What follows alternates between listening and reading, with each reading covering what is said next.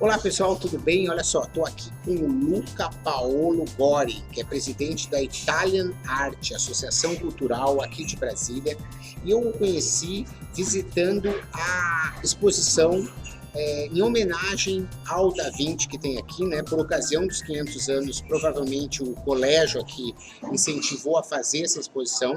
Eu tinha visto uma exposição similar em Florença, alguns anos atrás, em que as pessoas reproduzem as obras que muitas vezes ficam nos desenhos do Da Vinci, e foi uma grata surpresa aí chegar aqui em Brasília e poder acompanhar essa exposição. Paulo, obrigado aí pela tua disponibilidade. Eu que agradeço. Me conta um pouquinho como é que você chegou aqui em Brasília, como é que a história dessa exposição, como é que foi? Bom, eu cheguei em Brasília por causa de uma mulher. E a exposição é por causa de um amigo meu, em Florença, Itália, que é o artesão, que é idealizador de toda esse teatro, vamos falar assim, de Leonardo da Vinci, as réplicas de Leonardo da Vinci. Ele que começou, eu conhecendo ele, entrei em 2004, em 2008 nasceu essa associação Italian Art aqui em Brasília, e praticamente foi um trampolim para as obras dele aqui no Brasil, com sede em Brasília. Legal. Aquelas peças que estão lá, foram criadas por quem e por que motivo, por que ocasião? Bom, elas fazem parte do acervo da família Nicolai, que é uma família de artesãos, não sei a palavra. Artesãos italianos, 3 gerações de artesãos. E nasceu por causa que o pai desse meu amigo, ele teve a ocasião de restaurar algumas peças do Museu de Vinci, Leonardo da Vinci, em Vinci, Itália. Então, essa paixão foi ampliada, e eles começaram a fabricar peças para uma exposição itinerante.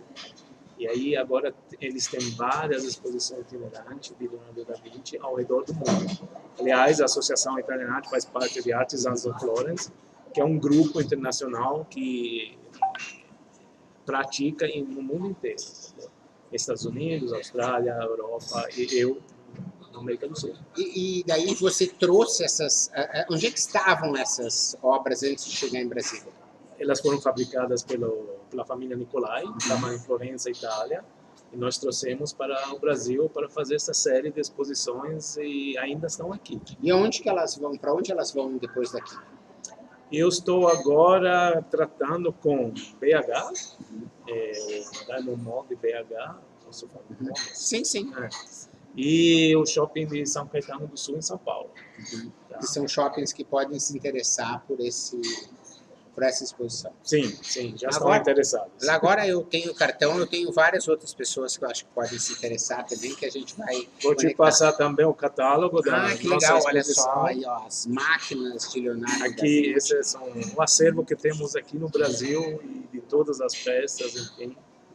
Que legal, olha só, um catálogo todo em cores, né, papel couché, brilhoso, em português, né, isso é importante porque às vezes muitas pessoas acabam barrando na barreira mesmo da língua, né? Língua, correto. E qual é a sua, além dessa exposição, me conta um pouquinho da Italian Art. Nós tentamos trazer um pouco da cultura italiana, ou seja, o que tem de mais importante na Itália para o Brasil, para a América Latina. E além da exposição de Leonardo da Vinci, já temos no nosso acervo da associação, a exposição sobre o Império Romano, e também uma exposição que fala do Renascimento em si, tá? Da importância que teve a matemática no Renascimento para a criação das obras-primas do Renascimento. Com certeza. Olha, esse é um assunto que também, né, você que me acompanha sabe, né?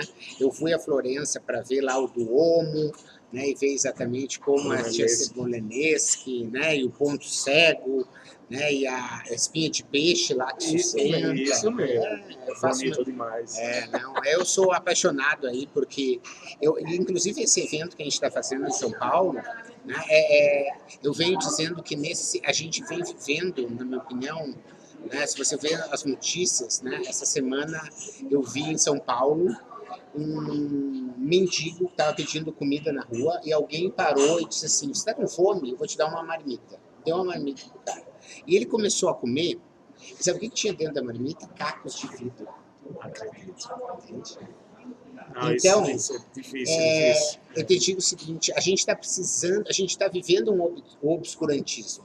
A gente está vivendo Sim. uma nova Idade Média. Com certeza. Sabe? Então, acho que a gente recuperar, né, os valores do Renascimento é algo que é fundamental, né? As humanidades, né? Essa intersecção entre a ciência, a arte, a fé, a espiritualidade, né? Quer dizer, são coisas. Eu queria ouvir a tua opinião um pouco assim sobre a contribuição do Renascimento, dessa cultura, filosofia renascentista, né, para os nossos dias atuais. Bom, você falou na palavra, está tudo explicado. Renascimento, o renascer de tudo, das artes em principal.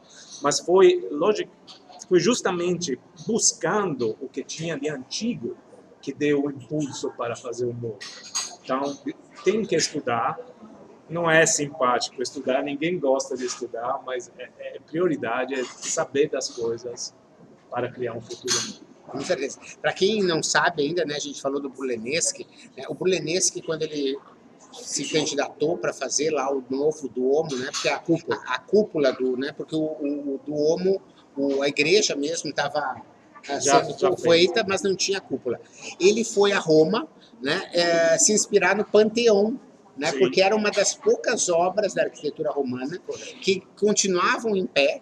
Né? Então, é sobre um pouco isso que a gente está falando. Né? Você pega o homem vitruviano. Né? O Vitrúvio foi um general romano, né, que tinha descoberto as proporções, mas que ele não conseguia... Ele tinha essa intuição da matemática, mas ele não conseguia fazer o desenho. Né? Inclusive... Foi perdido até o desenho do Vitrúvio. Isso, e as tentativas que se tem, né, na história são imperfeitas.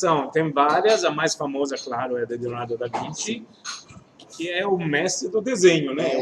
Um cara que sabia desenhar com muito detalhe, então por isso que é famoso, além de muitas outras coisas. Mas... E me conta aí, Paulo, quais são as tuas perspectivas, né, para esses 500 anos do Da Vinci? O que você acredita aí que a gente pode considerar como legados que a gente pode estar aprendendo com esse episódio? Bom, eu tenho muitas frases de Leonardo da Vinci que são importantes, mas mais que as frases, eu acho que a vida dele é mais importante, ou seja, sempre buscar o porquê das coisas. O que Leonardo sempre fazia era isso, ele procurava saber como as coisas funcionavam e porquê. Então, nós temos que ter essa mesma ênfase na nossa vida, de tentar procurar a verdade, o porquê das coisas. E isso vai ajudar, eu acho, a humanidade a crescer. Muito legal. Se eu puder acrescentar, né, eu acredito que no Leonardo da Vinci, eu sou tão fã do Leonardo da Vinci, né, porque se você for ver um Mozart, por exemplo, né, o Mozart aos 3, 4 anos dava concertos para os reis. Né, ele era uma criança prodígio. Né, você entende que existem pessoas que nascem realmente... Né? E já na infância colocam isso. Se você vê a história do Leonardo da Vinci, ele foi um iniciante medíocre. Né? Ele foi atrapalhado, vamos falar assim, na educação dele, porque considerado um bastardo, porque Leonardo da Vinci era nascido fora de um casamento, ele não teve uma educação clássica, vamos falar assim. Então ele teve que aprender fora da escola, entendeu? Acho que isso também ajudou ele a passar além dos limites, né? Com certeza. A olhar além das coisas, né? Das regras de uma... Mas se você for ver, o que eu digo é assim, se você pega aqui, né, a Anunciação, por exemplo, que é esse quadro, né? Que é o primeiro quadro que ele assinou sozinho, né? Ele fazia parte, né, de um grupo de artistas do ateliê do Verloc, exato. E aí ele teve a oportunidade, e se você for ver em detalhes, né, existem várias questões aqui de problemas de perspectiva, né, de ainda as figuras são chapadas como eram ainda na Idade Média, quer dizer, não existia o esfumato, não existia essa questão do 3D, né, de dar essa visão, ou seja, ele foi uma pessoa que se aperfeiçoou ao longo da história. Né? Ele não é um Mozart que já nasceu brilhante. Com certeza, dentro dele já tinha a semente da genialidade, mas foi a curiosidade, foi a experimentação, né? Aí o estudo, a enfrentar o status quo, quer dizer, todo o trabalho de... Nós estávamos saindo da Idade Média, ou seja, a igreja ainda tinha um poder muito grande e ele precisava conseguir, às vezes, autorização para fazer as dissecações, né? As pessoas, às vezes, não entendem como uma obra, né, de Da Vinci, por que ela é tão importante, né? Você pega, por exemplo, aqui a gente tem La Belle Ferronnière, né, que é uma obra muito famosa aí, né? Tá no Louvre, você vai ter oportunidade nos próximos dias, eu vou ao Louvre para fazer algumas filmagens em cima disso, né? Mas você vai ver o seguinte, né? Ele consegue já, essa é uma obra já dele maduro, né? E você vê, por exemplo, que ele faz primeiro os ossos, onde estão os ossos, né? Para onde a pessoa está sentada, né? Quer dizer, são questões que só o estudo da anatomia fez com que ele chegasse, né? Então, às vezes a pessoa acha, ele é um ótimo pintor. Não, ele foi um cientista, um anatomista, né? Que se dedicou a anatomia, a descobrir o corpo humano, né? Se você pega os cadernos lá, você vai encontrar as veias, você vai encontrar uma série de questões das articulações. Ele estava entendendo por que a cartilagem tem uma textura, por que os músculos têm outra, os ossos. Por quê? Porque ele usou tudo isso aqui, né? Se você pega aí a Madonna das Rochas, ou pega uma outra dessas que aparecem, a própria Mona Lisa, né? Que no final você tem um fundo, né? Você tem um fundo, né? Aqui a gente estava falando do homem vitruviano, que é ele, né? A Mona Lisa aqui é um autorretrato, né? Mas se você for ver a Mona Lisa, vamos achar aqui. Vamos achar aqui, daqui a pouquinho a gente... Aí. Ó, a Mona Lisa, né? Se você vê o fundo da Mona Lisa, né? Existem vários rochedos, existe a questão de um rio, né? Existem várias questões que às vezes não estão... Né? A pessoa fala muito do semblante, o sorriso, etc. Mas esse material, quando você vê o trabalho de geologia, né, que ele faz para descobrir por que é assim, como que é o curso da água, né? Você nota nos cadernos, nas laterais dos cadernos, há sempre uma série de rabiscos, né, que vão tentando captar essa questão do movimento da água. Quer dizer, esse é um exercício que era quase um passatempo dele, né? E essas coisas é o quê? É a técnica, a dedicação, né? É a humildade, né, que faz com que ele, né, e as pessoas, por exemplo, por que hoje a Mona Lisa está lá na França? Né, porque ele acabou, né, ficando lá em Amboise no final, né, da vida dele, e o pessoal não quis devolver. Por quê? Porque ele nunca entregou, né, não se sabia ao certo se era uma encomenda ou não da La Gioconda, mas ele achava uma obra tão perfeita que ele não queria entregar. Nunca terminou de trabalhar nela. E se você for ver, né, exato, hoje os estudos mostram que existem mais de 15 anos de pintura, né, e às vezes passa 6 meses e ele vai lá dar uma pincelada. Né? Por quê? Porque essa busca da perfeição. Então, eu acho que o Leonardo da Vinci aí, vocês sabem que me acompanham, eu sou fã, né? Eu também. Então, eu fiquei muito feliz em encontrar mais um fã, né?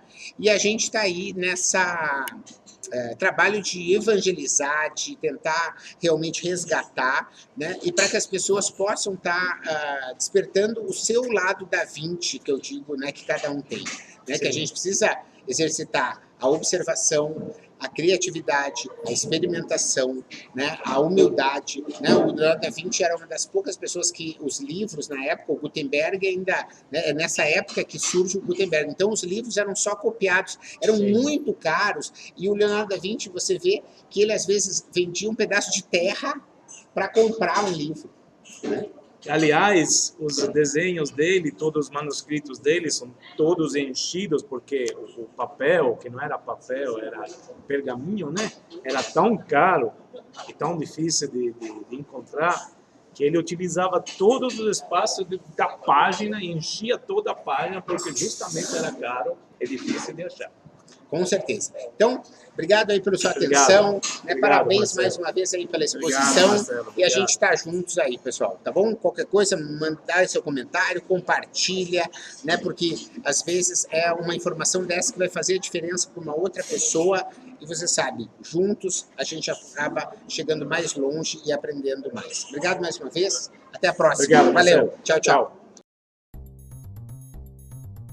Obrigado você que ouviu o podcast Mentalidades. Para não perder nenhuma atualização, se inscreva no Spotify ou no iTunes ou ainda no Podbean. Para entrar em contato para consultorias, palestras e cursos, www.menta90.com.br, onde você encontra também vídeos e textos com outros conteúdos. Se preferir, mande um e-mail, falecom@menta90.com.br. Até a próxima!